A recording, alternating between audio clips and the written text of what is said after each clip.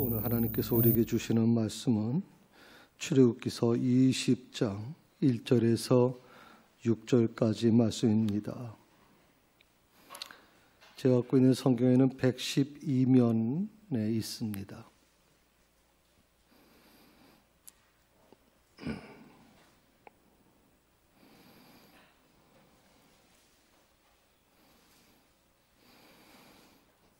다 찾으셨으면 자리에 일어나셔서 하나님의 말씀을 들으시기 바랍니다. 하나님이 이 모든 말씀으로 말씀하여 이르시되 나는 너를 애굽 땅 종 되었던 집에서 인도하여 낸 내 하나님 여호와니라. 너는 나 외에는 다른 신들을 내게 두지 말라.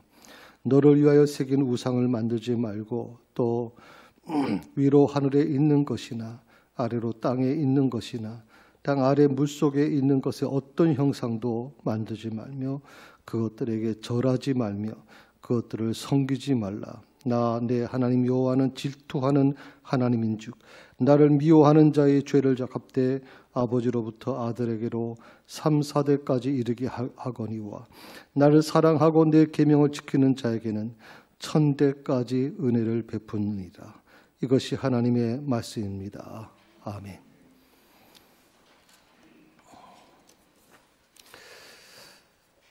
지금 우리 사회를 뒤덮고 있는 것이 있습니다. 물론 전문가들의 의견을 들어보면 굉장히 바람직하지 않는 현상이다 이렇게 이 얘기를 합니다. 바로 주식 열풍입니다. 혹시 여러분 주식 영끌이라는 말을 들어보셨습니까? 또 아니면 주식 비투라는 말을 들어보셨습니까? 비투라는 말은 좀 많이 들어보셨을 겁니다. 빚을 내서 투자하는 거죠. 근데 영끌이라고 하는 말은 저도 처음 듣는 말이 신조어입니다. 우리 젊으신 분들은 아마 알 수 있을 거라고 생각이 듭니다. 영혼을 끌어서까지 투자하는 겁니다. 영혼을 끌어서까지. 참 이 말을 들으면서 참 굉장히 마음이 아팠습니다. 왜냐하면 이 영끌이라고 하는 또 비투라고 하는 것에 대한 이 중심에 바로 2030이 있다는 거거든요. 한창 꿈을 가지고 비전을 가지고 그리고 세상을 개척해 나가야 될 이 젊은이들이 영끌이라든지 아니면 비투라는 정말 이루어져서는 안 되는 일들이 지금 우리 사회에 이루어지고 있습니다. 저는 이 주식이라고 하는 것을 잘못했다고 말씀드리는 거 아닙니다. 유대인들은 어릴 때부터 이 주식을 가르칩니다. 그리고 전 세계 재정을 다 금융을 장악하고 하고 있죠. 주식이라고 하는 것 자체가 잘못된 게 아니라 오늘 말씀드린 것처럼 영끌이라든지 아니면 비투라고 하는 이 단어들이 이 젊은이들에게 굉장히 꿈을 앗아가 버리고 굉장한 위험한 미래를 가져다 주기 때문에 그렇습니다. 왜 그렇게 투자합니까? 왜 그렇게까지 해야 됩니까? 라고 물어봤습니다. 그랬더니 이렇게라도 주식을 사지 않으면 바보 소리를 듣기 때문에 그렇습니다.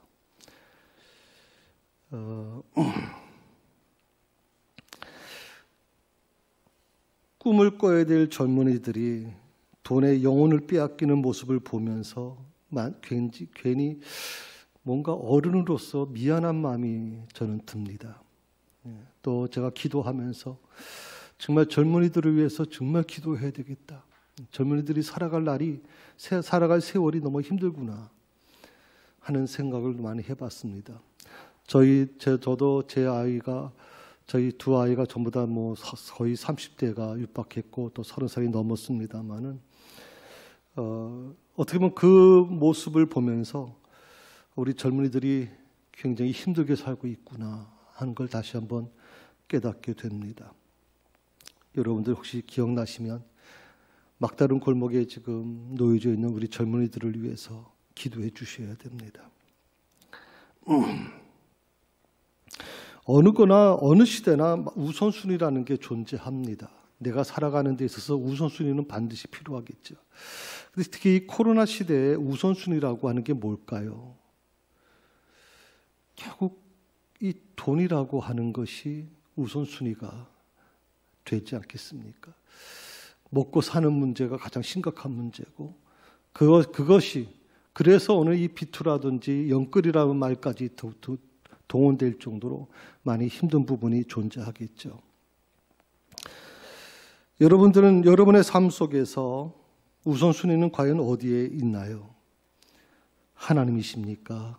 아니면 이 세상의 어떤 기준이 될까요?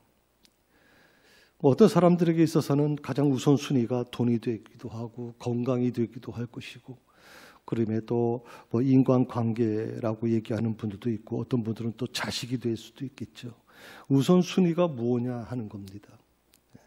특히 우리 기독교인에게 있어서 우선순위는 어디에 있어야 되느냐 하는 것이 가장 심각한 문제가 아닐까 생각해 봅니다. 지금 내가 들고 있는 게 무엇입니까? 지금 여기 성경을 지금 펼쳐 해드렸습니다만은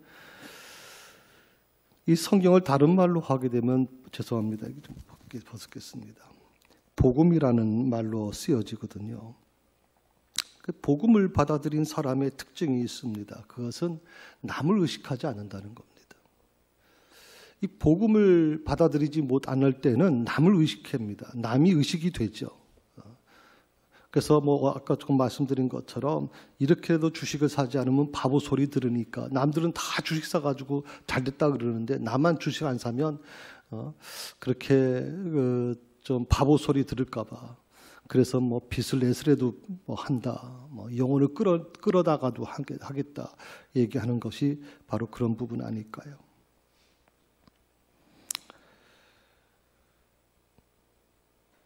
그런데 가장 중요한 게 뭐냐면 하나님의 말씀을 받아들이고 그리고 복음을 영접한 사람들에게 있어서는 내가 다른 사람들의 눈에 어떤 인생으로 비치는가는 중요하게 생각하지 않아요. 그것은 상관이 없다고 생각하는 거거든요. 그러니까 이 세상의 사람들의 기준, 이 세상 사람이 살아가는 방법대로 살아가지 않겠다는 뜻이 있어요. 왜냐하면 내게는 복음이 생명이라는 분명한 확신이 있기 때문에 그래요.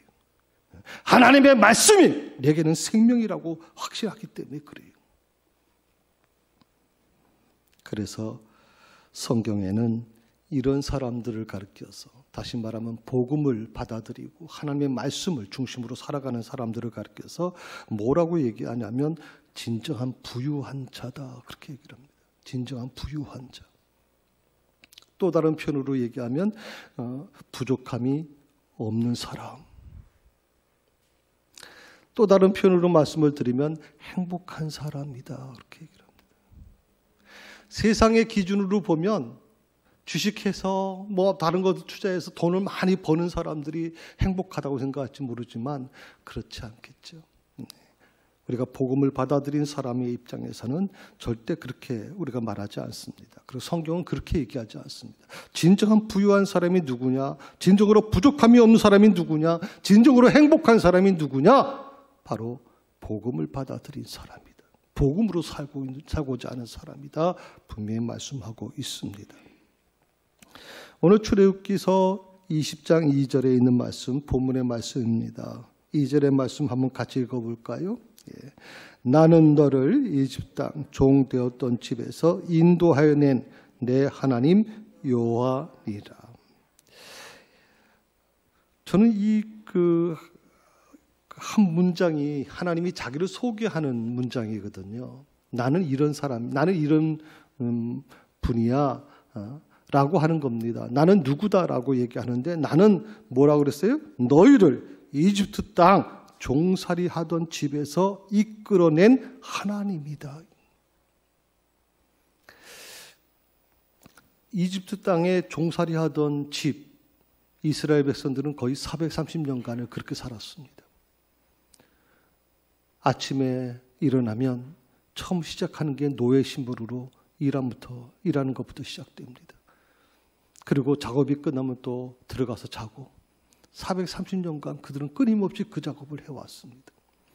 희망도 없고 꿈도 없습니다. 그런데 하나님께서 어느 날 모세를 통해서 이렇게 말씀합니다. 나는 너희를 이집트 땅 종살이 하던 집에서 이끌어낸 하나님이다.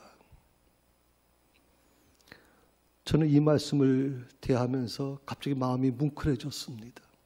내가 믿는 하나님, 내가 만난 하나님은 이런 분이십니다.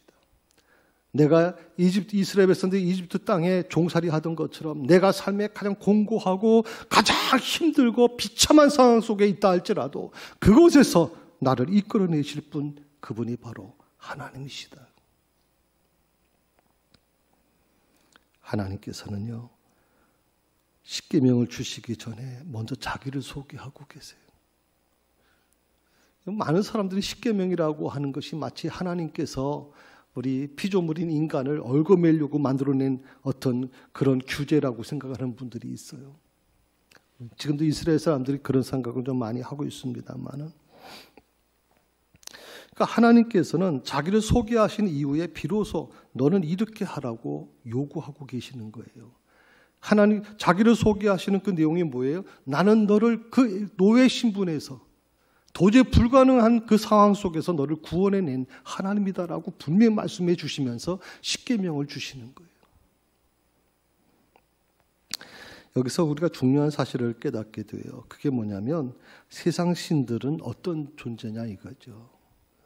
세상 신들은 어떤 존재입니까? 항상 조건이 붙습니다. 세상 신들은 항상 조건을 붙입니다. 그래서 용왕신의 분노를 누구들으려면 어떻게 되느냐?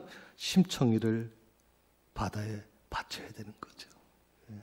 조건입니다. 항상 조건을 둡니다. 정화수를 떠놓고 해와 달에 빌 때도 마찬가지죠. 정성이 받쳐져야 되는 거예요. 정성. 그래서 지성이면 감천이란 말이 나오는 거예요. 지성. 이 세상의 모든 신들은 항상 어떻게 보면 조건적이에요. 내가 이렇게 해줄게. 그러니 넌 이렇게 와. 너가 이만큼 해주면 내가 그만큼 해줄게 라고 하는 이 give and take가 계속 반복되고 있는 거예요. 그런데 출애굽의 하나님은 어떤 신분입니까? 이 세상의 신들과는 전혀 다르신 분입니다. 우선 조건을 걸지 않으십니다. 하나님은 조건을 걸지 않으십니다. 하나님께서는 430년간 노예 신분으로 있던 이스라엘 백성들을 구출해내면서 그들에게 조건을 걸고 그 조건이 해결됐기 때문에 충족됐기 때문에 그들을 구출해내지 않으십니다.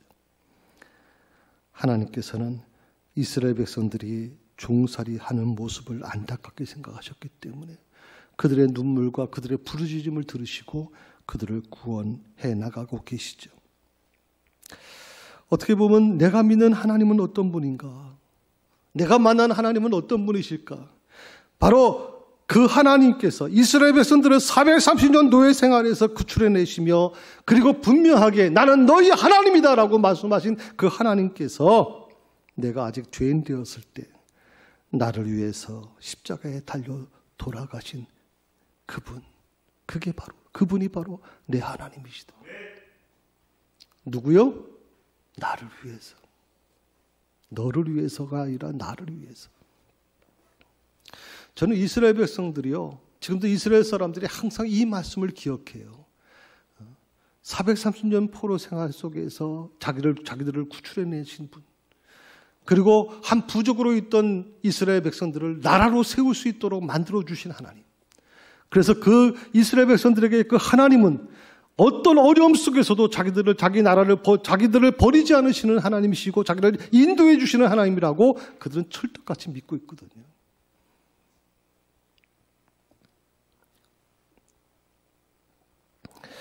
이 관계를 제대로 이해하지 못하게 되면 어떻게 되는 줄 아세요? 이 관계를 제대로 이해하지 못하게 되면 두 가지 문제에 걸려요. 하나는 율법주의에 걸리고 하나는 무율법주의에 걸려요. 그러니까 우리가 항상 그 율법주의라고 하는 것은 잘 알고 있죠. 뭐 바리새인이나 이런 사람들이 율법주의로 예수님을 이제 십자가에 못 박아 버리지 않았습니까? 껍빗하면 조금만 잘못해도 죄를 뒤집어 씌워가지고 사람을 죽이고 막 이런 일을 하는 게 율법주의자들이라면 무율법주의자들도 역시 마찬가지입니다. 심각한 문제죠. 자기들은 율법을 지키지 않는다, 율법에서 벗어났다고 생각하지만 완전히 이것은 더 심각한 문제를 일으킬 수밖에 없는 이단이 될 수밖에 없는 거거든요. 자, 그렇다면 십계명이라는 게 무엇일까요? 저는 이렇게 정의를 내렸습니다. 하나님을 믿는 사람들이 살아가는 데 있어서 반드시 우선순위가 뭔지를 알려주는 것이 바로 십계명입니다. 우선순위.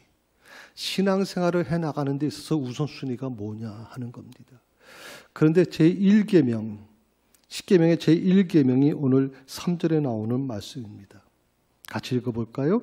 너는 나 외에 다른 신들을 내게 두지 말라. 아멘.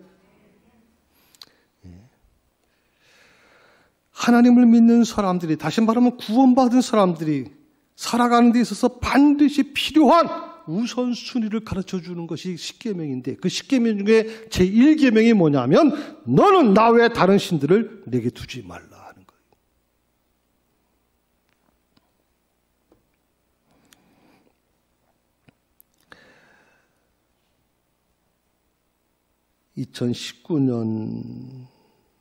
2019년으로 기억됩니다만 중국의 공안들, 지금 경찰들이죠. 중국의 공안들이 허난성에 있는 한 교회를 압수수색이 들어왔어요. 그래서 그 교회 미리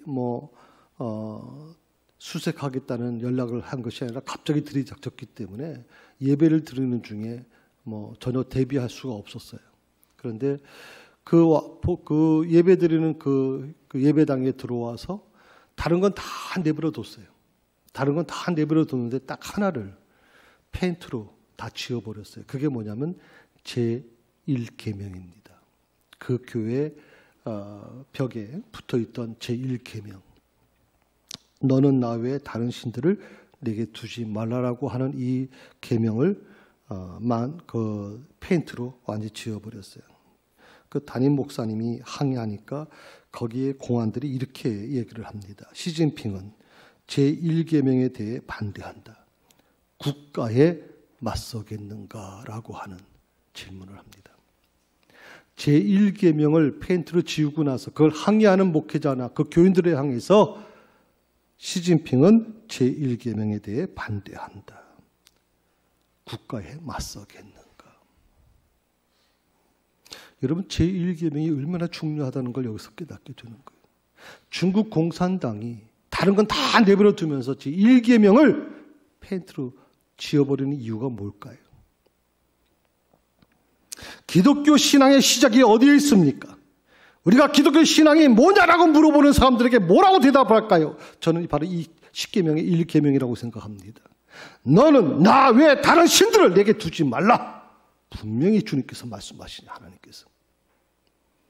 이게 우리의 삶의 우선순위가 되어야 된다. 최우선순위.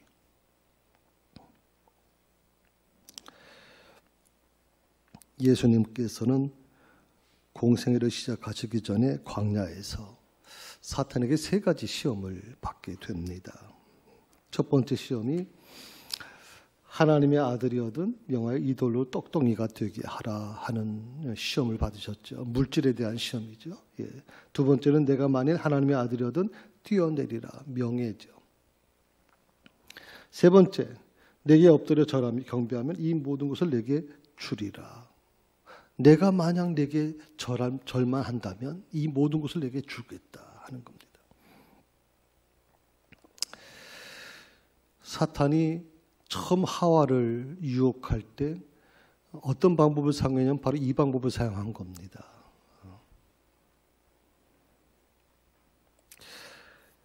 주님께서 오늘 이 사탄이 내게 절만 하면 이 세상의 모든 권세, 이 세상의 모든 것들을 다 내게 줄 거야 라고 그렇게 예수님을 이제 유혹한단 말이죠.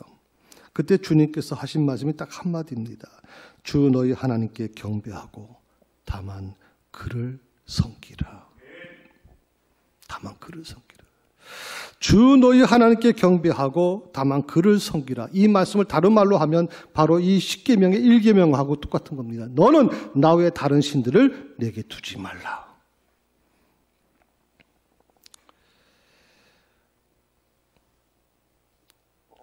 어떻게 보면 코로나 시대를 살아가면서 우리는 이 말씀과 점점 멀어지고 있다는 생각을 해봅니다. 점점 멀어지고 있는 거죠. 이 말씀은 주 너희 하나님께 경배하고 그만 그분을 섬기라라고 하는 이 주님의 말씀 속에는 두 가지 사실을 우리에게 알려주고 있는데, 첫 번째가 뭐냐면 하나님의 아들이신 예수님도 제1계명을 어기라는 시험을 받으셨구나. 감히 사탄이 하나님이신 예수님에게 제1계명에 대한 부분을 가지고 도전해 온다 이 말이에요. 예수님을 시험하는 이 사탄의 그 세력이 오늘 우리에게도 어떤 도전을 해오겠습니까? 하는 거예요. 어떤 도전을 해오겠습니까?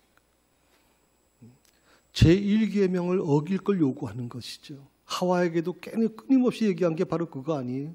너도 하나님처럼 될 수 있어. 너도 하나님처럼 될 수 있어. 오늘 하나님께서는 분명히 말씀하셨습니다. 너는 나 외에는 다른 신들을 내게 둬서는 안 된다라고 분명히 말씀해 주시는데, 아니 너도 하나님처럼 될 수 있어.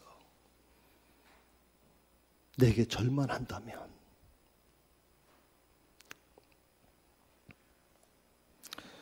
두 번째로 이것은 나를 향한 이 사탄의 시험이 얼마나 집요하고 얼마나 큰 것인가를 우리에게 알려주고 있는 거예요. 사탄의 시험은 한 번으로 끝나는 거 아니에요. 대충 해서 끝나는 게 아니에요. 끊임없이 집요하게 우리를 물고 늘어져요. 결국 하와를 넘어뜨린 것처럼 우리를 넘어뜨릴 거라고 생각하는 거죠. 그렇기 때문에 저는 오늘 이 3절에 있는 말씀을 여러분 가슴에 새기셔야 돼요. 너는 나 외에 다른 신들을 내게 두지 말라. 어떤 상황에서도 이 말씀을 부둥켜 앉으셔야 돼요. 특히 요즘처럼 상황이 불확실하고 여러 가지 좀 두려움이 오고 주변 사람들이 다 가는 길을 나는 가지 않겠다고 할 때 바보 소리 들을 수밖에 없는 형편 속에 놓여질지라도 이 3절의 말씀을 반드시 기억해야 돼요.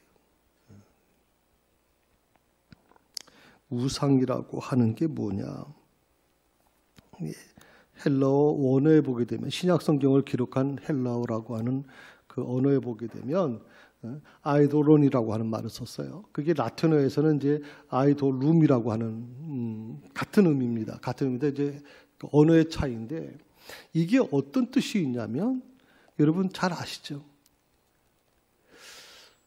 조 형제 요즘 잘 나가는 그룹 애들을 뭐라 그래요? 아이돌이라 그래요. 아이돌. 그 아이돌이라는 단어가 어디서 나왔냐면 바로 이 헬러의 아이돌론이라고 하는 말에서 나왔어요. 라틴어의 아이돌룸. 이 뜻이 뭐냐면 이런 뜻이에요. 유령이다. 헛개비 같은 거. 어차피 없어질 거.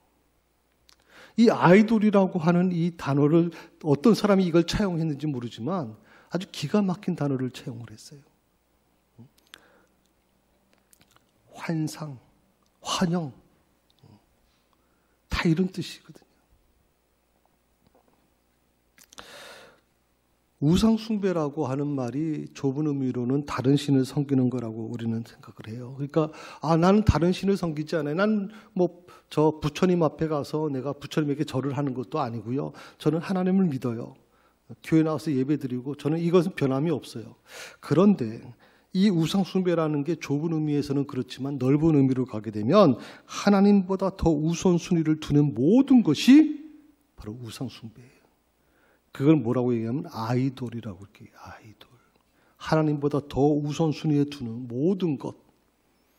만약 자식을 더 우선순위에 둔다면 그 자식이 우상숭배가 될 것이고 아이돌이 되는 것이고, 돈이 우선이 된다면 돈이 아이돌이 되는 거예요.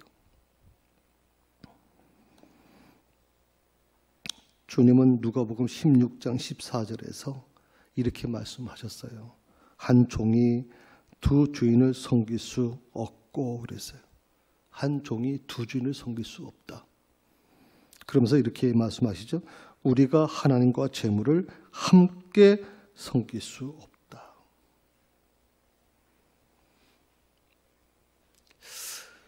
항상 이런 제가 성도들을 이렇게 신방을 하고 이렇게 만나서 대화하다 보면 참 그런 얘기를 합니다. 정말 하나님을 참 사랑하는 분입니다. 그리고 신앙생활 참 잘하는 분입니다. 그런데 참 놀라운 사실을 우리가 깨닫게 되는데 뭐냐면 하나님을 사랑한다고 해서 돈이 필요하지 않는 거 아니지 않습니까? 하나님을 사랑하지만 돈이 필요하지 않습니까? 그렇게 생각을 하는 겁니다. 하나님 사랑하지만 자식도 소중하지 않습니까? 라고 얘기를 하는 겁니다. 하나님을 사랑한다라고 하는 개념 자체를 우리가 잘못 이해하고 있는 것이죠. 오늘 이 말씀 속에서 우리는 중요한 걸 깨닫게 되는 겁니다. 하나님과 재물을 함께 섬길 수 없다는 겁니다. 이것이 우리에게 중요한 의미를 주는 겁니다. 뭐가 더 우선순위냐라고 하는 것에 대해서 우리는 좀 심각하게 고민해 봐야 됩니다. 무엇이 우선순위냐? 제가 돈이 필요 없다고 말씀드리는 거 아닙니다. 취미생활이 필요 없다고 말씀드리는 게 아닙니다.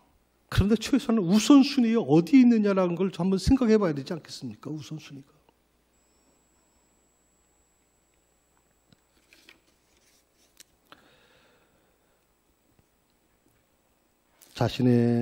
한번 자신에게 질문해 보세요. 내 삶의 우선순위는 어디에 있는가?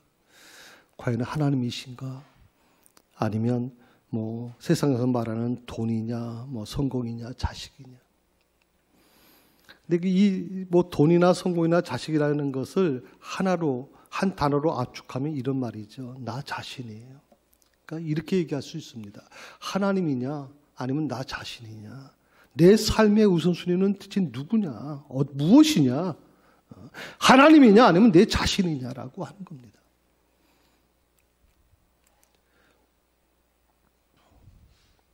여러분의 삶 속에 우선순위는 어디에 계십니까?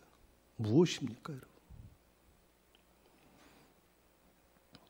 내가 선택하고 신뢰하는 그 무언가가 내 삶의 우상이 되어버리는 겁니다. 다시 말하면 내 자신이 우상이 되기 시작하는 겁니다. 내 자신이 우상이 되는 겁니다. 하나님을 믿는다고 하면서도 봉사를 하고 열심히 선교도 하고 열심히 최선을 다한다고 하면서도 결국 내 자신을 버리지 못하면 내 자신이 하나님이 되는 겁니다. 하나님은 바로 그걸 경계하는 겁니다. 하나님과 재물을 겸하여 섬기지 못한다라고 하는 말은 바로 그걸 의미하는 겁니다. 철학자 프란시스 베이컨이라고 하는 분이 참 재밌는 말을 했습니다. 이런 말을 했거든요.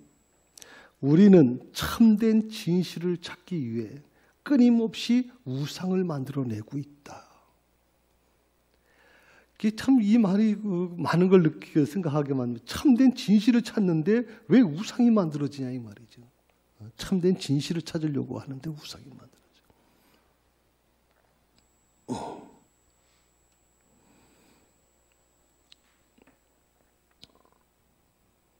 내가 진리를 찾기 위해서 선택하는 것들이 결국 어떻게 되냐면 결국 우상이라는 편견이 될 수 있다는 거예요.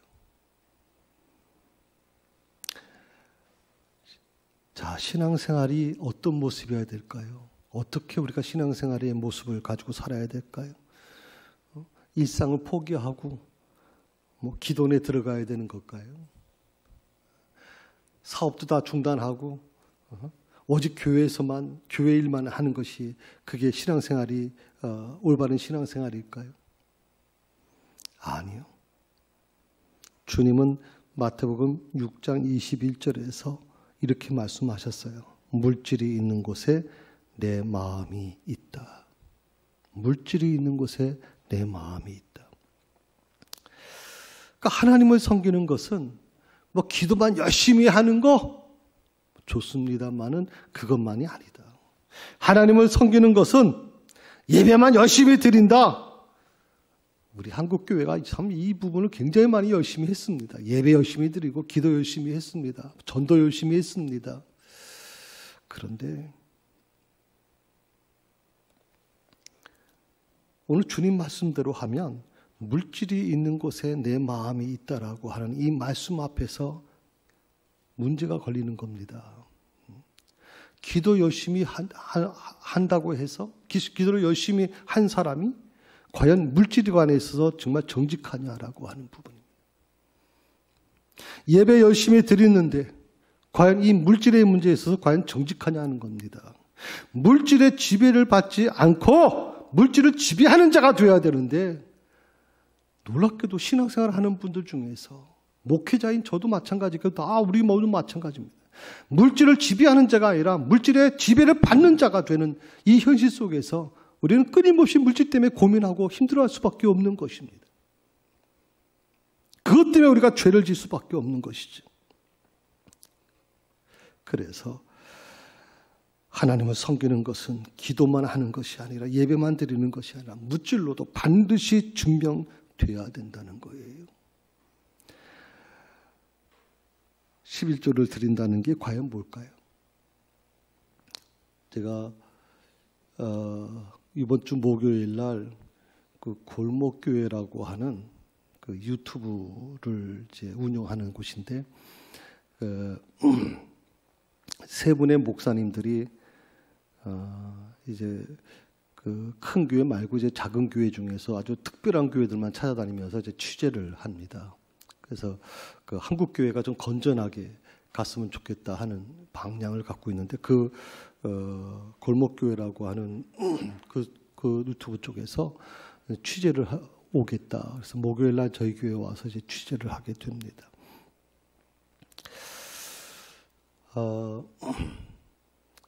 거기서 이제 저를 보내줬어요. 질의서를 보내줬어요. 이런 것 때문에 거로 이제 촬영이 됩니다. 그러니까 미리 좀 준비하십시오. 그래서 거기 이렇게 나옵니다. 목사님이 뭐 우리 누가 좀 설명을 아마 한 것 같은데 그 임직식 때 그 반지를 끼워 주시는 것 같은데 그 반지는 어떤 의미가 있는 겁니까? 라고 하는 거하고 그 다음에 11조를 선택 헌금이라고 얘기하시는데 지금까지 그 한국교회가 11조는 당연히 의무 헌금이었는데 어떻게 선택 헌금으로 하십니까? 라고 그렇게 말씀하고 그 질의가 나왔어요.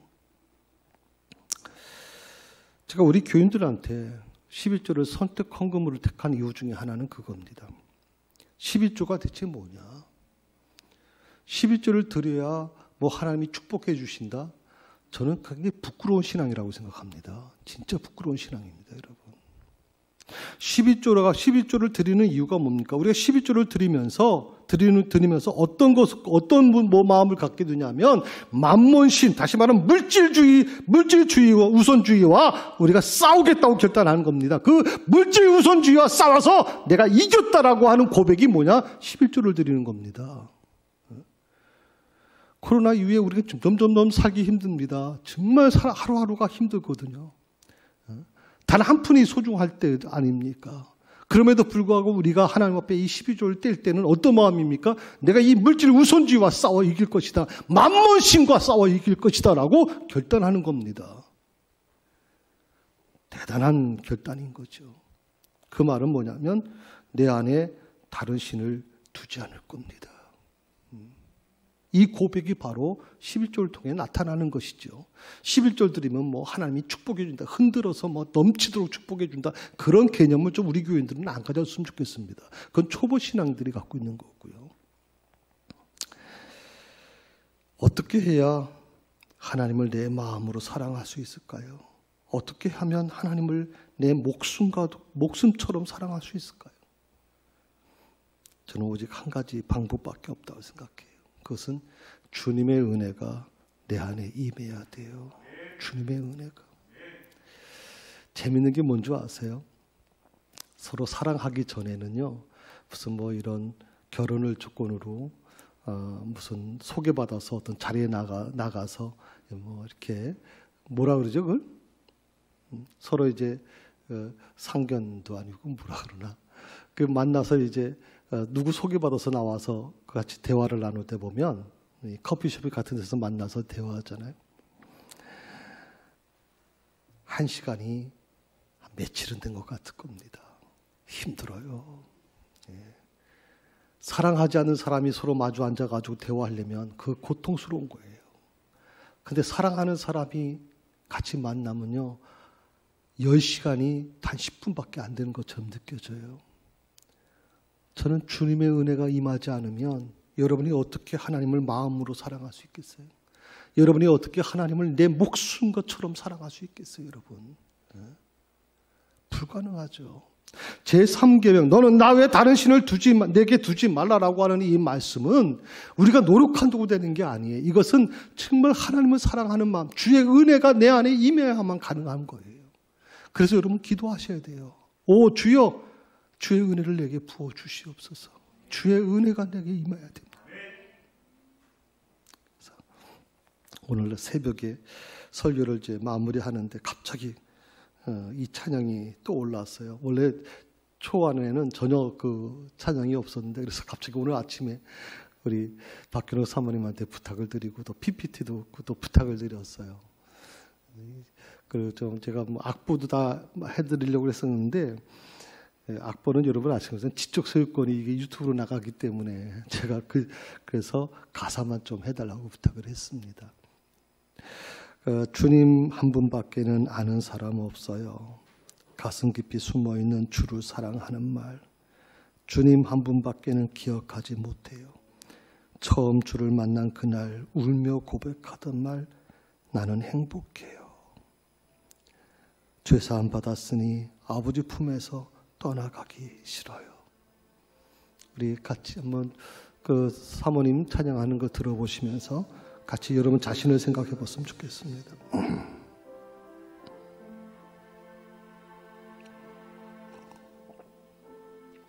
분밖에는 아는 사람 없어요. 가슴 깊이 숨어있는 주를 사랑하는 마음, 주님 한 분밖에는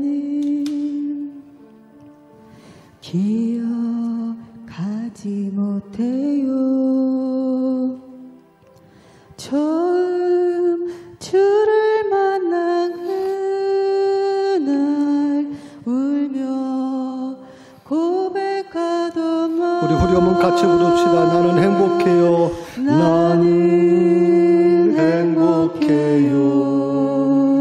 죄사함 받았으니 아버지 품 안에서 떠나 살기 싫어요. 나는 행복해요. 사랑이 샘솟으니 이 세상 무엇이든 채우고도 다시 한번 부릅시다. 나는 행복해요. 나는 행복해요. 죄사함 받았으니 아버지 품 안에서 떠나가기 싫습니다. 아버지 품 안에서 떠나가기 싫어요. 나는 행복해요. 사랑이 샘솟으니 네 세상 무엇이든 채우고도 남아요.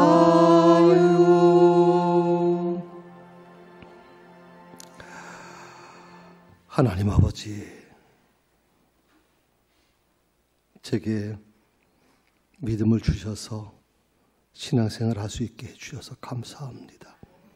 하지만 신앙생활의 우선순위가 정립되지 않아서 마땅히 지켜야 할 것들을 지키지 못함을 용서해 주시옵소서. 오직 주님만을 사랑하며 살아가게 하여 주시옵소서. 하나님을 경외하며 사람들을 사랑하게 하시고 물질을 주님 뜻대로 사용할 수 있는 권세를 주심으로 주님 영광 위한 삶이 되게 하여 주옵소서. 예수님의 이름으로 기도드립니다. 아멘.